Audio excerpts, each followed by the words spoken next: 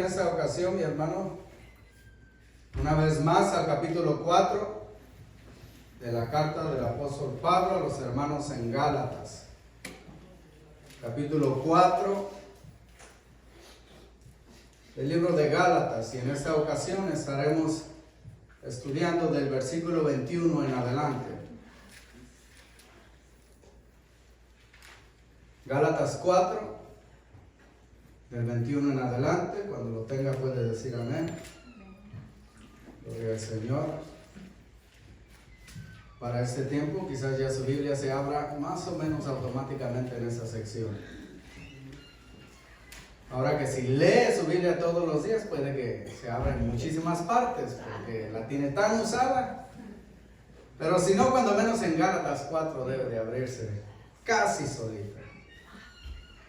Y hemos estado estudiando este mensaje tan importante de la gracia de nuestro Señor Jesucristo. Y el apóstol Pablo, habiendo presentado su caso a favor de la gracia, lo ha hecho de manera, si se ha dado cuenta, de manera metódica, cuidadosa. Ha utilizado argumentos teológicos importantes. Ha razonado usando las escrituras del Antiguo Testamento, obviamente lo único que tenía. Ha apelado a ellos, a la experiencia personal, espiritual que tuvieron. Les ha recordado cómo es que fueron ustedes salvos por la ley o por el Espíritu. Y no solo eso, sino que también últimamente en la última sección apeló a una relación personal entre Pablo y ellos. Les recuerda cómo cuando llegué, cómo me recibieron, cómo me amaron, el gusto que les dio a entender la gracia de Dios. Cómo hasta deseaban dar su vida, su todo por mí. ¿Qué ha pasado? Que ahora se han convertido en mis enemigos. Él ha apelado a todos estos instrumentos con tal de que los hermanos en Galacia no dejen la gracia de Dios persiguiendo el legalismo, que no se convirtieran en judíos tratando de agregarle a la gracia de Dios las obras de la ley. Ahora finalmente va a cerrar esta sección de su carta con una ilustración tomada de la historia bíblica. Va a volver otra vez al Antiguo Testamento. Lo va a hacer con una ilustración y va a usar una vez más al personaje que más querían los judaizantes, los judíos, que era Abraham. Y va a incluir en esta ocasión a la familia de Abraham. Este párrafo entonces de esta carta, mi hermano, es posible o es fácil dividirlo, o aparentemente puede ser dividido en tres partes. Primero nos va a dar datos históricos del caso, y segundo nos va a dar verdades espirituales que se pueden obtener de los datos históricos, y por último nos va a dar consejos prácticos para el creyente. Y vamos a empezar con los datos históricos. El versículo 21 empieza de esta manera: en el nombre de nuestro Señor Jesucristo. Después de hablarles con tanta ternura, si usted está leyendo esta carta de manera seguida, les habla con tanta ternura y ahora cambia de tono con esta pregunta. Se vuelve una pregunta directa. Y les dice en el 21: decidme, los que queréis estar bajo la ley, ¿no habéis oído la ley? Les está haciendo, en realidad es una pregunta irónica.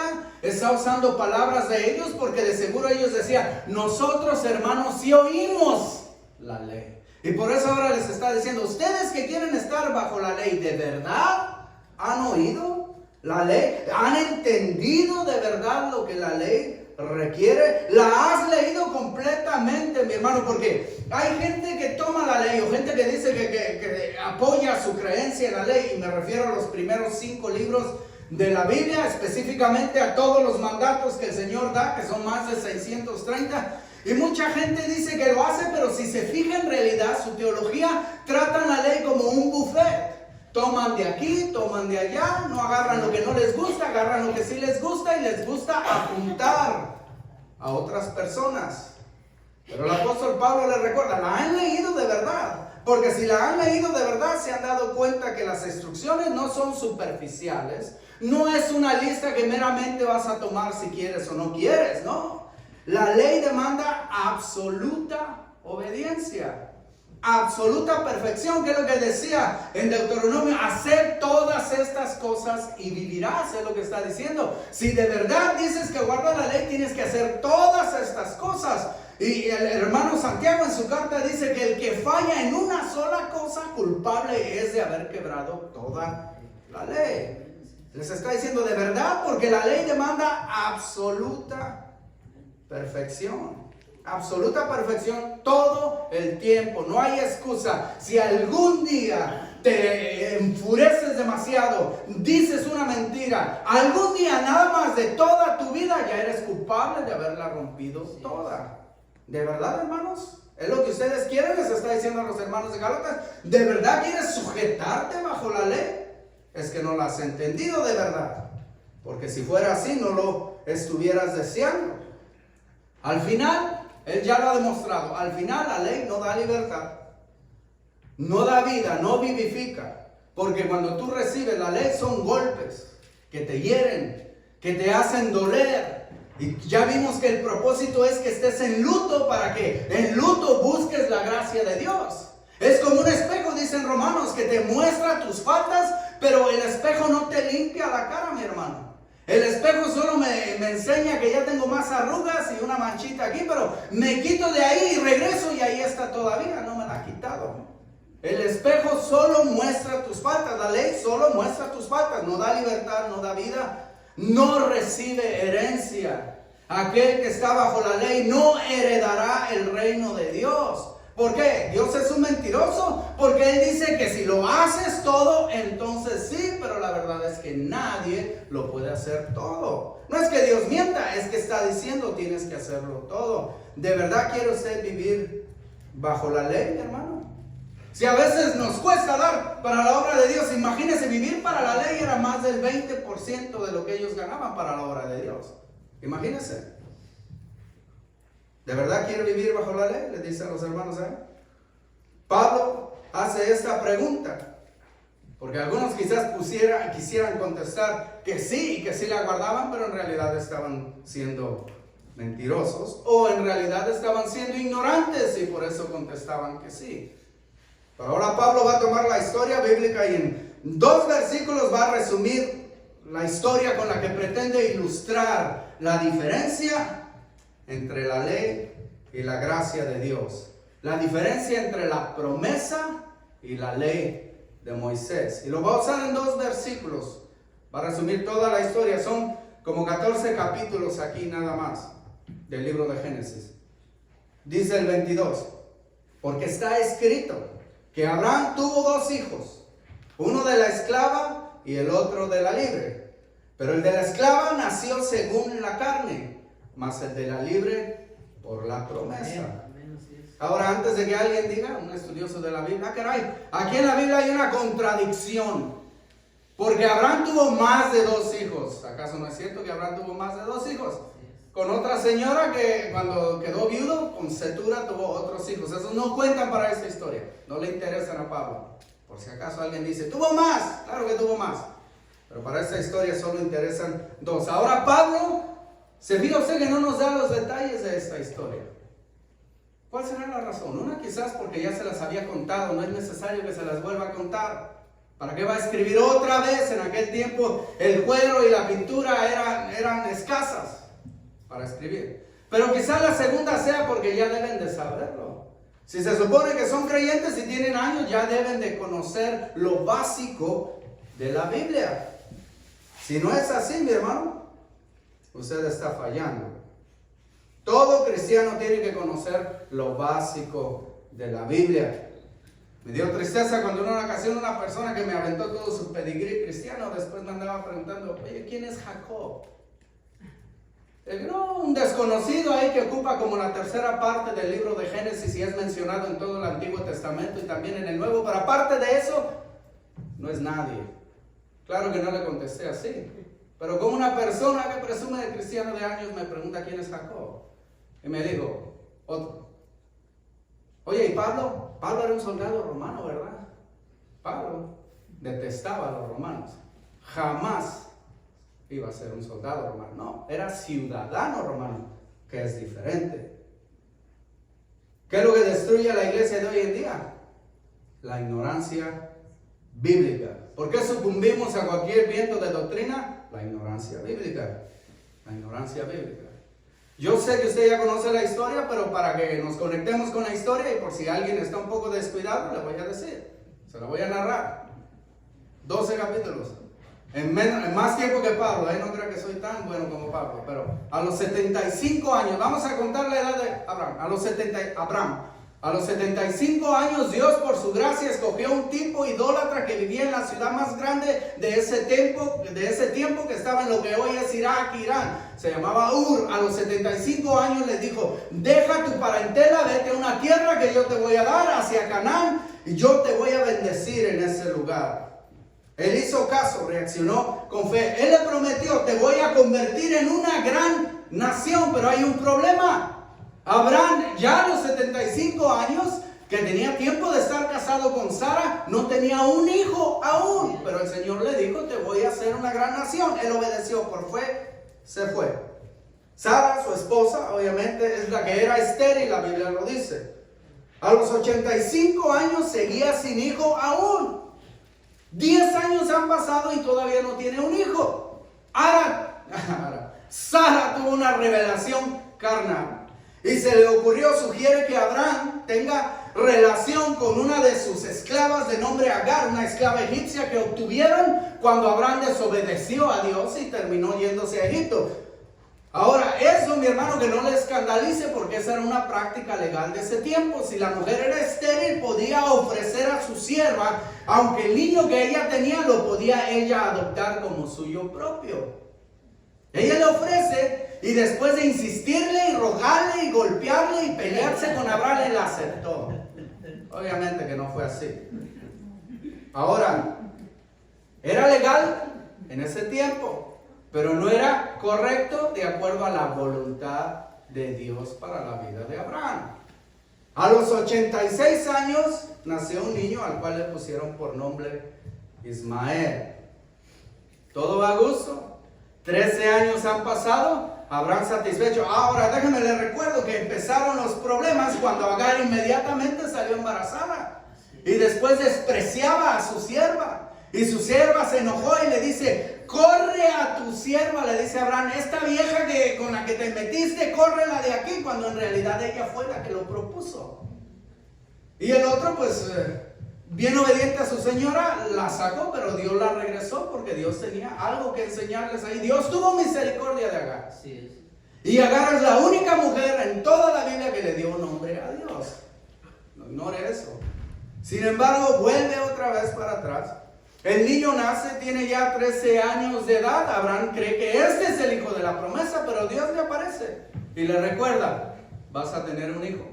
Tú y Sara van a tener un hijo. Él tiene ya 99 años.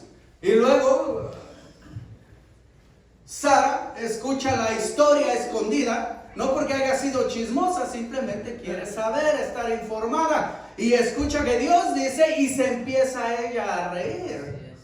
Por eso el niño Isaac quiere decir de la risa, hijo de la risa, se empieza a reír. Pero el Señor le dice, yo prometí, lo voy a cumplir. A los 100 años de edad de Abraham y a los más de 90 de Sara, el niño nace.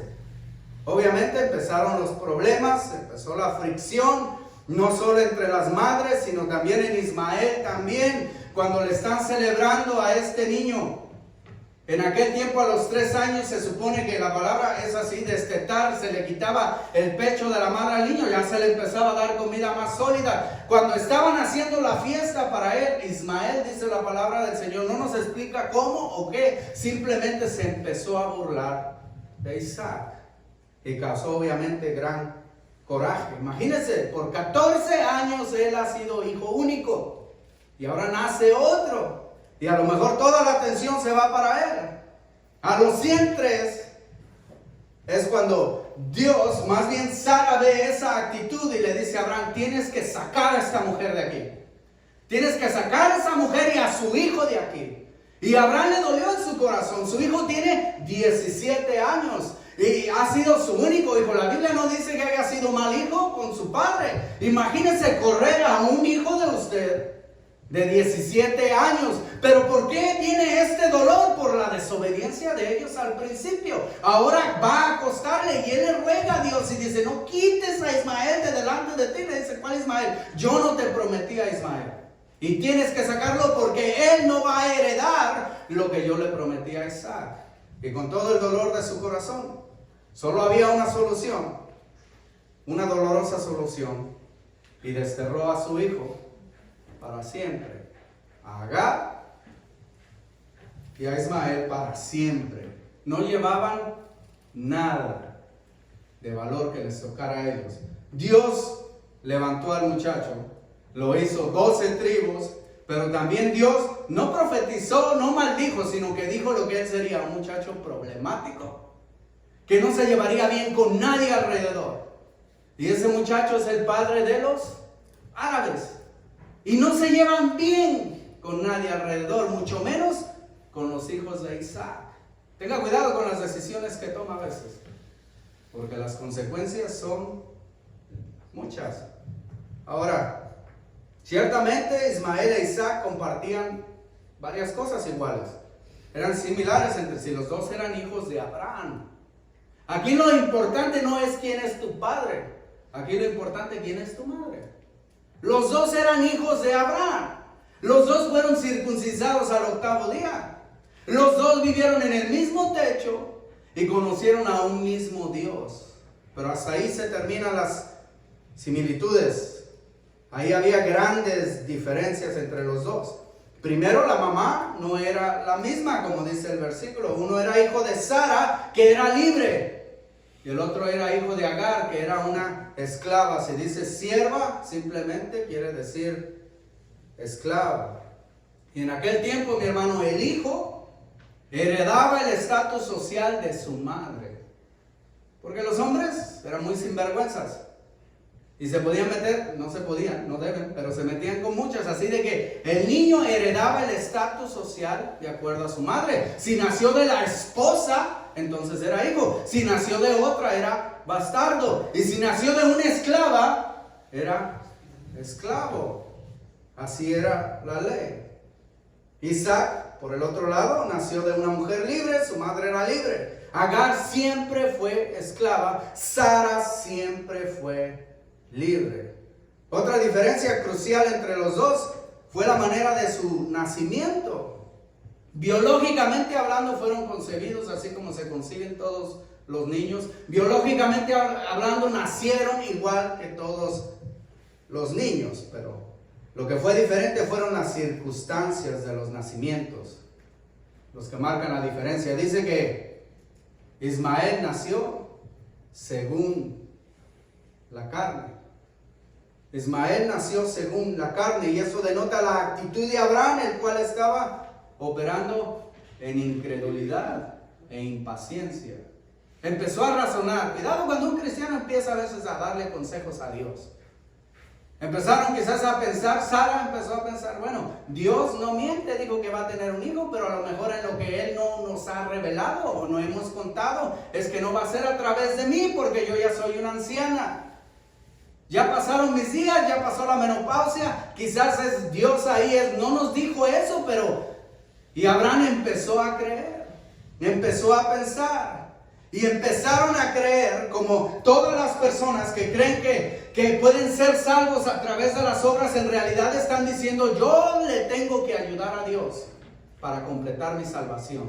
Ok, Cristo hizo eso, pero yo tengo que poner de mi parte para yo finalmente ser salvo. Así empezó a pensar él, tratando de obtener la promesa en vez de recibirla.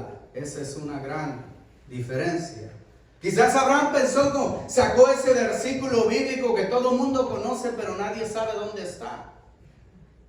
Dios se ayuda a los que se ayudan.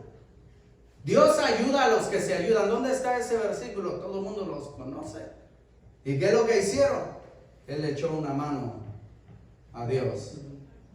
Isaac, al contrario, fue concebido de manera sobrenatural. Fue prometido por Dios. Hebreos 11:1 nos dice de este nacimiento, 11:11, narra este nacimiento. Dice, por la fe también la misma Sara, siendo estéril, recibió fuerza para concebir, y dio a luz aún fuera del tiempo de la edad, porque creyó que era fiel quien lo había prometido. Por lo cual también de uno, y ese ya casi muerto, fíjese lo que está diciendo de Abraham, el que entienda, el que pueda entender, que entienda. Ya casi muerto, de la cintura para abajo, salieron como las estrellas del cielo en multitud y como la arena innumerable que está en la orilla del mar. Porque creyeron. Ismael, mi hermano, es la paga de todo aquel que quiere obtener la salvación por medio de la ley. ¿Y qué es lo que sucede? No hay libertad, no hay herencia. Isaac es el regalo de los que creen que Dios salva por fe. Ahora vamos a las verdades espirituales que el apóstol nos va a describir por medio de esta ilustración que va a presentar. Dice el 24, lo cual es una alegoría, pues estas mujeres son los dos pactos. El uno proviene del monte Sinaí, el cual da hijos para esclavitud. Este es Agar, porque Agar es el monte Sinaí en Arabia y corresponde a la Jerusalén actual, pues esta junto con sus hijos está en esclavitud. Mas la Jerusalén de arriba, la cual es madre de todos nosotros, es libre. Está hablando dos pactos. Va a utilizar una ilustración, mi hermano. Quiero solamente hacer un comentario acerca de esto. Pablo está siendo guiado por el Espíritu Santo para darnos una enseñanza que quizás al principio aparentemente no sale, una enseñanza espiritual que está un poquito más escondida, podríamos decirlo así, pero lo hace basándose en una historia, en un dato histórico y sin sacarlo de contexto. Ahora, en esos tiempos, mi hermano, muchas personas, la Biblia no es una alegoría, muchas personas alegorizan todos los pasajes de la Biblia. Y por eso la gente es tan ignorante acerca de la Biblia. Pura alegoría, buscan, enseña lo que está aquí claro, nada más. Y si la Biblia está dando una alegoría, ella te lo dice, como aquí. Y en otras ocasiones ella misma lo explica. Cuando el Señor dice una parábola del sembrador, ¿qué es lo que sucede si usted sigue leyendo después? No tiene que andar escarbándole a ver qué significa la semilla, a ver qué... No, ahí está clarito. Dios lo revela. No tiene que andar buscando donde no hay. Dios lo enseña. Y lo que está usando aquí, que quizás en el Antiguo Testamento no hubiesen visto, es la historia de dos pactos, dos madres, dos ciudades y dos hijos. Y lo que está diciendo, la promesa y la ley son los dos pactos, las dos madres, Sara y Agar, las dos ciudades, Jerusalén física y la otra Jerusalén de arriba, la celestial, y los dos hijos, Ismael e Isaac. Hablando de los dos pactos, ¿quién vino primero, la promesa o la ley? Ya lo hemos estudiado. ¿Quién llegó primero? Abraham creyó desde Génesis 15 y le fue contado por justicia. La ley viene 430 años después de la cautividad. Es cuando llega la ley. ¿Quién llegó primero? La promesa. Una fue dada en libertad y la otra fue dada como sierva de la promesa. Ya también lo leímos. ¿Qué es la ley? La ley es sierva de la promesa. La promesa es la que autoriza la ley. La promesa fue basada en fe, que dice, y creyó Abraham y le fue contado por justicia. La ley está basada en el hacer. Harás todas estas cosas y vivirás. La promesa fue incondicional. Abraham estaba dormido cuando Dios cerró el pacto. La ley es condicional. Si tú haces, yo hago, dice Dios. Si tú haces esto, yo te doy esto. Si no lo haces, no te doy nada. La promesa fue dada en Ur, tierra de caldeos. La ley fue dada en Arabia, en el Sinaí. La promesa causó alegría, esperanza, por eso hasta Sara se rió y le pusieron a su niño Isaac. Pero la ley, ¿qué produjo? ¿Se acuerda lo que sucedió cuando la gente se acercó al monte Sinaí? ¿Recuerda? Todos dijeron, no, Moisés, nosotros también queremos oír la voz de Dios, ¿ok? Quiero que se limpien todos, de ahí salió la tradición de venir limpios a la iglesia en domingo. Quiero que se limpien todos, obviamente que se purifiquen y vengan al pie. Y apenas se empezó a mover el monte Sinaí, apenas se empezó a volar humo, apenas se estaba acercando Dios, cuando salieron todos en terror y pavor. ¿Y qué dijeron? No, Moisés, ya que no nos hable Dios, mejor sigue siendo tú el intermediario. Y hablando de las mujeres, ¿quién se casó primero con Abraham? ¿Sara o Agar? Sara fue primero. Agar vino muchos años después. Dios empezó con Sara, no con Agar. Dios empezó con la gracia, no con la ley. Le voy a hacer una pregunta. ¿A qué ley se sujetó Adán y Eva cuando estaban en el jardín del Edén? ¿A qué leyes? ¿Qué estatutos le dio Dios a Adán y Eva? Ninguno. Le pidió una cosa, pero no era un mandamiento. Tenía libertad, si quería lo hacía y si no, no. No les dio ningún mandamiento ni ninguna ley. Cuando cayeron en pecado, ¿qué ofrecieron en sacrificio para su perdón? Nada. El Señor mató el cordero y los cubrió a ellos. Así es. ¿Qué les prometió? ¿Qué les instigó que hicieran para obtener redención? Nada. 3:15 les prometió: por medio de tu simiente nacerá el que va a golpear al que te hizo caer. No les pidió nada. Empezó por gracia. Por gracia. Sara siempre fue libre, Agar siempre fue su esclava, siempre fue su sierva, fue sujeta a Sara todo el tiempo, vivió para servir a Sara, por eso cuando Sara dijo que se vaya, se tuvo que ir. La ley fue dada como una sierva de la gracia, mi hermano, con un propósito. Ya lo hemos visto en el capítulo 3, cuando él empieza a explicar en el 24 y el 25, dice que de manera que la ley ha sido nuestro ayo nada más, para llevarnos a Cristo, a fin de que fuésemos justificados por la fe. Pero venida la fe, ya no estamos bajo el ayo. La ley fue usada, simplemente fue ser sierva de la gracia, pero cuando la gracia fue presentada en el cuerpo y la figura de nuestro Señor Jesucristo, entonces ya la ley quedó absuelta. Sara fue escogida divinamente para dar a luz. Agar fue escogida carnalmente contra la voluntad de Dios. La ley no puede dar vida. Agar no dio niños libres. Tuvo hijos que eran esclavos. No puede dar libertad ni tampoco herencia. Por eso fue desterrado, porque él no podría heredar, porque él no era el hijo de la promesa. Sara dio luz al heredero por donde vendría el Redentor. Agar, a un muchacho lleno de celo y rebeldía, que hasta el día de hoy sus descendientes pelean con todo el mundo. Todo el tiempo están inquietos. Antes eran nómadas, hasta el principio del siglo pasado fue que empezaron a hacer ciudades grandes. Siempre andaban de camellos de lado a lado, hasta que se hallaron petróleo en su tierra y se hicieron ricos, fue que empezaron a hacer todas estas cosas. Pero siempre están en conflicto, especialmente con los judíos. Sara permaneció con Abraham hasta su muerte. Agar fue temporal. Solo estuvo unos años y después fue separada para siempre y nunca jamás regresó.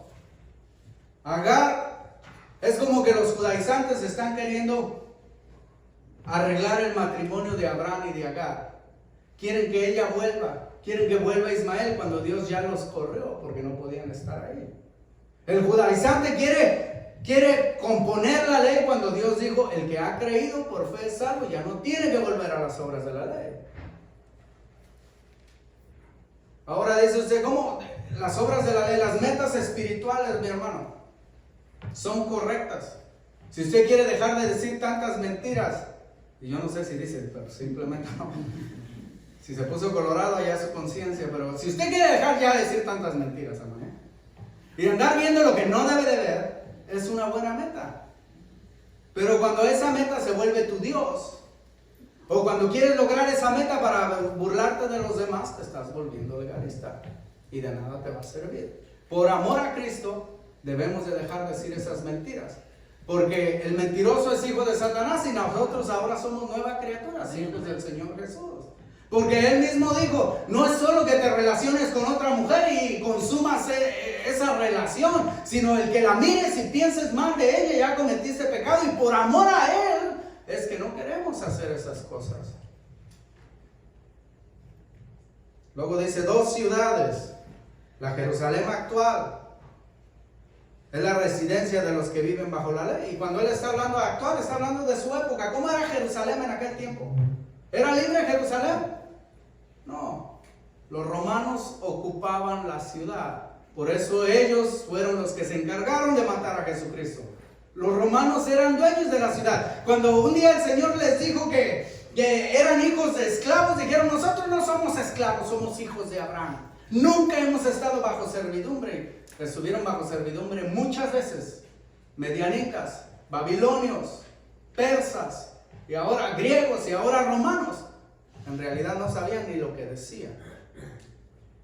La Jerusalén actual está esclavizada por el Imperio Romano en aquel tiempo físicamente, y también atada espiritualmente por la ley y por los fariseos. Y obviamente Él usa esta ilustración porque muchos venían de Jerusalén y decían, nosotros venimos de la iglesia madre, nosotros venimos de donde nace la fe. Muchas personas así anuncian la ciudad de Jerusalén. Mi hermano, si pudiera, fuera, pero no porque tengo que ir a conocer a Jerusalén. Es un pedreguero, está llena de conflicto, hay prostitución, hay drogas, igual que cualquier ciudad grande, y más que cualquier ciudad grande hay odio. Hay cientos de religiones ahí que no se pueden ver la cara. Unos dicen que son cristianos y entre ellos se detestan. Los católicos y los ortodoxos tenían una iglesia donde según nació Cristo, y les tuvieron que quitar la llave porque se peleaban por ella y se la tuvieron que dar a un señor árabe que es el que va y abre la iglesia porque estos se querían matar por la iglesia. Los judíos, hay como 10 o 15 sectas judías que se odian entre ellos. El Islam, muchas sectas. Es una ciudad llena de pecado, espiritualmente ciega, aunque muchos dicen, vamos a Jerusalén, se respira a Dios. No sé a qué se refieren, usted puede respirar a Dios aquí si quiere. Amén. Si usted quiere puede sentir la presencia del Señor, porque el Señor lo que busca es adoradores que le adoren en espíritu y en verdad, en cualquier lugar del mundo. No necesita ir para allá, eso es legalismo, pero si algún día Dios le concede que vaya y quiere ir, gloria al Señor. Dicen, camina por donde Jesús caminó. Bueno, eso está sepultado bajo la tierra, tantos años de guerra. Ahorita están escarbando apenas los lugares, el pretorio, todos esos lugares. En realidad no vas a caminar por donde Jesús caminó, pero si eso te hace sentir bien, pues hazlo. ¿Quieres bautizarte en el río Jordán? Pues también está bien sucio, pero hazlo, mi hermano. Pero eso no te hace mejor. Toda la gente que va a seguir esas reglas en realidad es un esclavo. Es un esclavo.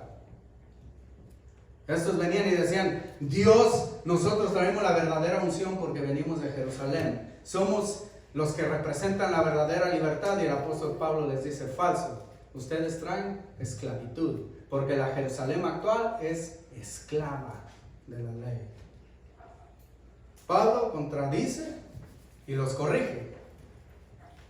La Jerusalén de arriba, mi hermano, es la herencia de los que por fe han creído en Jesús. Es la que les dijo el Señor Jesucristo a los apóstoles en Juan 14 cuando estaban tristes. Dijo, no se turbe vuestro corazón. Me voy con mi Padre, pero en la casa de mi Padre, ¿qué? Hay muchas habitaciones. Me voy a prepararles a ustedes una. Esa es nuestra casa, mi hermano. Esa es la nueva Jerusalén. Nosotros somos de esa ciudad. La ciudad de la cual somos ciudadanos, mi hermano.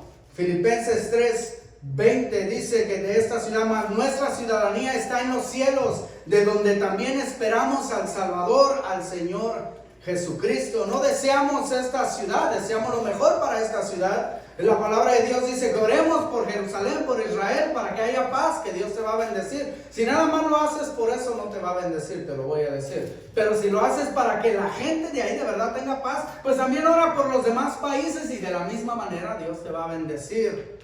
Hebreos 12, 18, recordando la nueva ciudad y la otra ciudad, dice: porque no os habéis acercado al monte que se podía palpar y que ardía en fuego, a la oscuridad. Fíjese cómo fue la relación que tuvieron en la Jerusalén actual: a la oscuridad, a las tinieblas y a la tempestad, al sonido de la trompeta y la voz que hablaba, la cual los que la oyeron rogaron que no se les hablase más. Puedes seguir leyendo los demás detalles, pero el 22 dice: sino que habéis acercado al monte de Sión, a la ciudad del Dios vivo, Jerusalén la celestial, a la compañía de muchos millares de ángeles.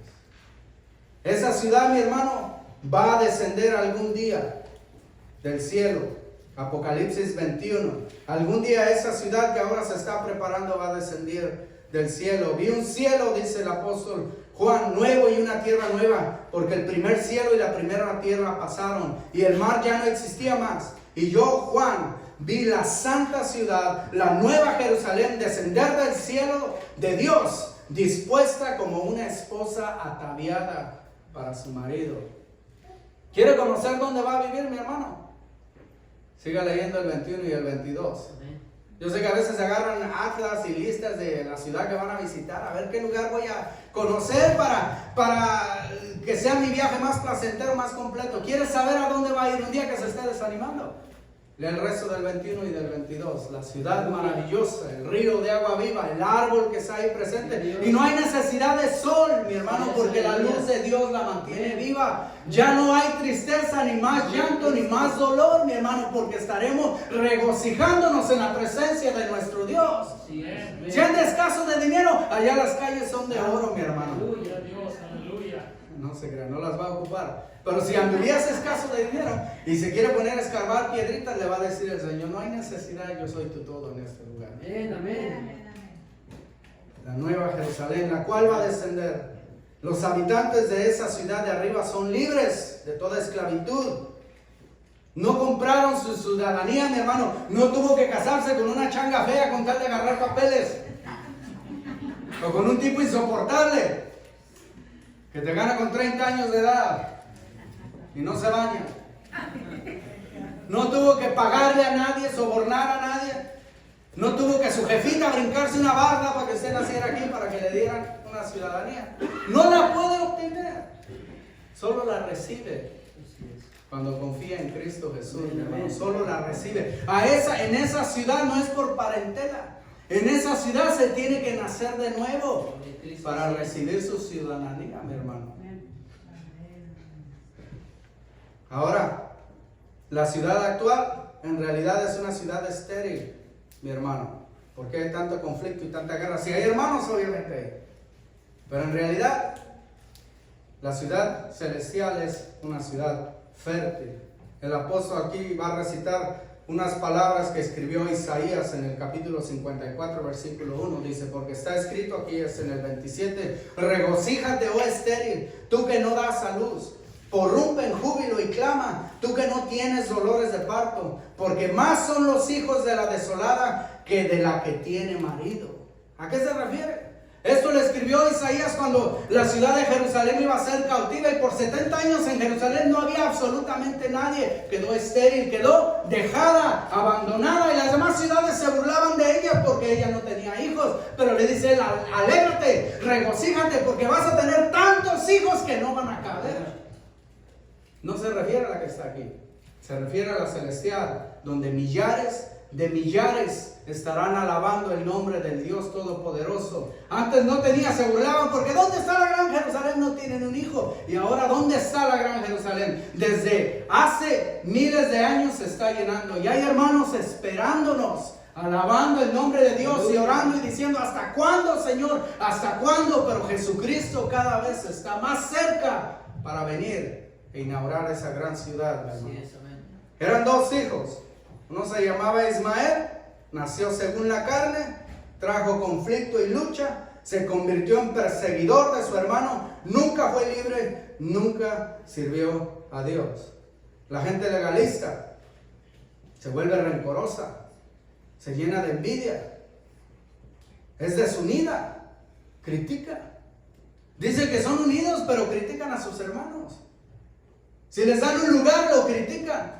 Ese no se lo ha ganado, hay un precio que pagar. Yo la conozco, es bien mentirosa.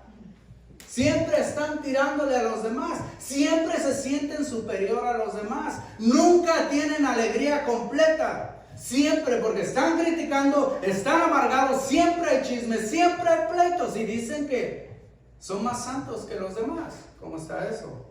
Así fue Ismael, siempre fue en pleito, siempre tuvo envidia, era nómada, llegaba a una región, ahí se asentaba y después miraba otra que era más verde y para allá se iba, la quitaba y siempre se iba para acá y siempre peleaba con uno y con otro, luchas entre ellos mismos constantemente.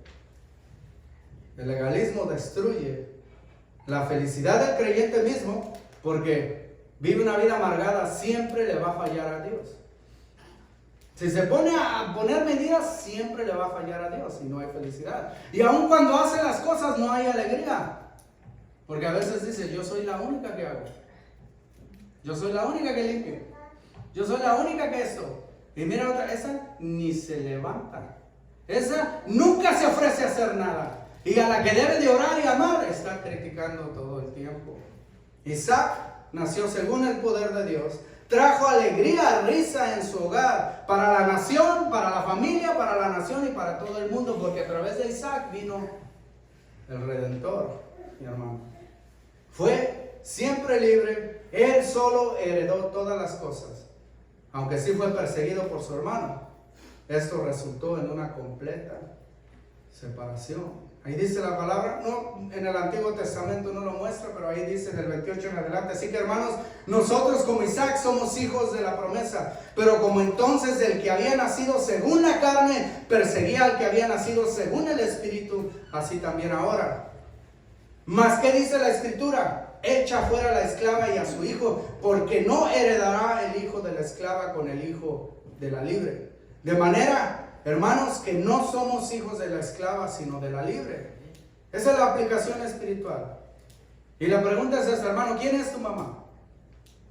¿Eres hijo de Sara o eres hijo de Agar? No me digas, yo soy hijo de Abraham, porque eso decían los judíos. Y Juan el Bautista les dijo, hijo de Abraham, eso no significa nada, porque Dios puede levantarle hijos a Abraham de las piedras. ¿Qué es lo que debes de hacer? Arrepentíos, bola de serpientes. Y no vengan a que los bautice para que los demás vean. Arrepiéntanse de verdad antes de que llegue el fuego y los consuma. ¿Qué dijo el Señor Jesucristo cuando dijo, nosotros somos hijos de Abraham? Ustedes son hijos de Satanás, porque mienten. Porque si fueran hijos de Abraham, me seguirían a mí, me escucharían a mí. Porque el que dice que ve las Escrituras, en las Escrituras apuntan a mí. O cualquiera puede decir que es hijo de Abraham. La pregunta es, ¿hijo de Sara o de Agar? ¿De quién desciende usted? ¿De Ismael o de Isaac? Recuerda que los dos son hijos de Abraham, pero no todos los hijos de Abraham heredan, solo los hijos espirituales. El que ha puesto su fe en Cristo, como Isaac, somos hijos de la promesa. De cierta manera dicen, Ismael siempre va a atacar. De cierta manera, ¿se ha fijado que la gente legalista siempre ataca a los demás?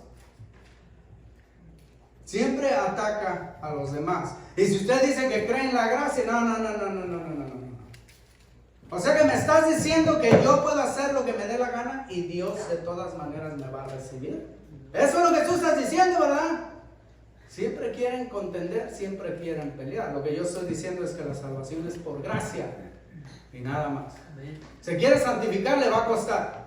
Una cosa es ser creyente y otra cosa es ser discípulo. El discípulo toma su cruz y de esos no hay muchos, fíjese. La iglesia está llena de creyentes, pero discípulos son muy pocos. Toma su cruz y se niega a sí mismo. Y sigue al Señor en todo momento de su vida, no cada semana, no cuando me conviene, no cuando me acuerdo. Toda su vida sigue lo que el Señor dijo, que prediques el Evangelio, que hagas discípulos, que los traigas a que se bauticen en el nombre del Padre, del Hijo y del Espíritu Santo. Yo estoy diciendo de la salvación, es lo que está hablando el apóstol Pablo. La salvación es por gracia. Pero te van a atacar. Van a decir, no. Si te dicen es por gracia, pero tienes que pertenecer a esta iglesia, es falso. Si te dicen es por gracia, pero tienes que hacer esto, es falso. Si dicen es por gracia, pero hay un ritual, hay algo que hacer, es falso. Y cuando tú les digas eso, se van a enojar, mi hermano. ¿Sabe que la iglesia, los ataques más grandes contra la iglesia, dijo el Señor que las puertas del infierno, el infierno no va a vencer a la iglesia? Pero los ataques más duros de la iglesia no vienen de aquellos desconocidos, vienen de los medios hermanos, de Ismael. Son medios hermanos nada más, que atacan a sus hermanos simplemente porque creen en la gracia de Dios. El legalista solo te va a amar cuando haces lo que él te dice. Si no, te va a odiar. Y como niño rebelde va a agarrar su pelota y se va a ir a su casa y no te va a dejar jugar. ¿Cuál era el consejo de Pablo contra los que querían cambiar la gracia de Dios? Y este consejo es duro. Mas ¿qué dice la escritura del 30? Echa fuera a la esclava y a su hijo, porque no heredará el hijo de la esclava con el hijo de la libre. ¿Qué le dijo a los hermanos? Saca a esos judaizantes de ahí. No me importa si dicen que son hijos de Jesús, no me importa si dicen que son hijos de Abraham. Sáquenlos de ahí inmediatamente. Porque el que cambia la gracia de Dios por obras, el evangelio está permitiendo. ¿Y qué es lo que dijo anteriormente? Es anatema. Sáquenlos de ahí inmediatamente. Obviamente en otros consejos dice, sácalo a la persona, pero si la persona se arrepiente, recíbela otra vez. Primera de Corintios 5. Tesalonicenses también le dice a los hermanos, a esos que andan de flojos, viviendo de una manera irreverente, sáquenlos de ahí para que entiendan, no les den de comer. Si no quieren trabajar, que no coman. Pero si arrepentidos vuelven, recíbanlos como hermanos, porque lo que quieres es que sean redimidos, no es que sean desechados. Pero aquellos que pervierten el evangelio, sácalos de ahí. Tercera de Juan dice, ni siquiera les abras la puerta. Si no confiesan que Jesús es el Señor, no son hermanos, ni siquiera medios hermanos, son hijos de Satanás. La ley y la gracia, mi hermano, no son compatibles. Uno tiene que echar fuera a otro. Recuerdo una vez más el énfasis del 31, de manera, hermanos, que no somos hijos de la esclava, sino de la libre. Y en otra ocasión dijo, ya no eres esclavo, 4:7, sino hijo, y si hijo, también heredero de Dios por medio de Jesucristo. Ya no somos esclavos. No te dejes engañar. Tienes una responsabilidad también si has conocido la gracia. Versículo 1 del 5, estad pues firmes en la libertad con que Cristo nos hizo libres, y no estéis otra vez sujetos al yugo de esclavitud. No dejes, no permitas que alguien venga y te quiera robar tu libertad. Un consejo práctico, también en los hijos hay dos naturalezas. Ismael es la carne, después el apóstol Pablo lo va a desarrollar más, e Isaac es espiritual.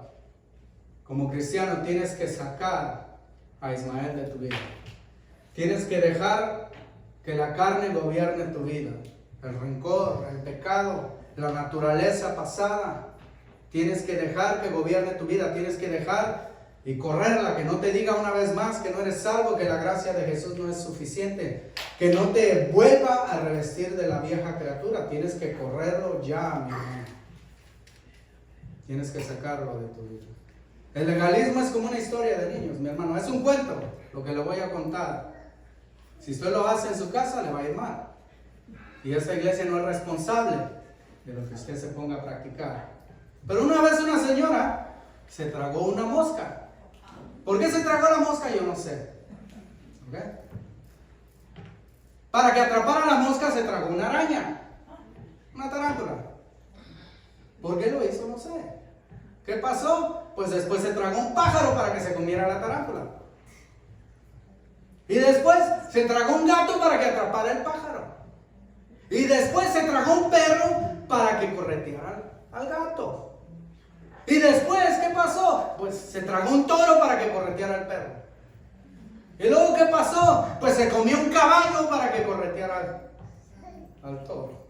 Y luego, ¿qué pasó? Pues se murió. ¿Quién va a matar tanto? Así es el legalismo. Permites una cosita, después otra, después otra, después otra. ¿Cuándo vas a acabar? ¿Cuándo vas a parar? Eran como unas 50 páginas donde escribe los estatutos de la ley. Y vinieron unos y escribieron 1000 páginas para explicar y agrandar lo que dicen esas 50 páginas. El Talmud vino después. Y luego vino otro y escribió 2500 páginas para explicar lo que 1100 páginas dicen lo que dice en las otras páginas. ¿Cuándo paras? Si te metes en el legalismo, ¿cuándo vas a acabar? Y la gracia de Dios te dice, ven, tengo un lugar. Tengo un lugar. ¿Cuántos tienen casa aquí? No es una pregunta de truco, ¿eh? Pues si tiene o no tiene, aquí se va a quedar. Porque usted va a heredar una nueva ciudad. Amén, amén. Nueva Jerusalén. Gloria a Dios. Si usted se angustia por la que está aquí, acuérdese que usted es peregrino y nada Sí, más. así es. Si algún día te ataca otro hermano, no te pongas a sentirte tan mal. Reflexiona en lo que te están diciendo y si no, déjalo volar. Porque la gracia de Dios es la que nos da libertad, hermano. Vamos a ponernos de pie. Gloria a Dios. Amén. Dos naturalezas.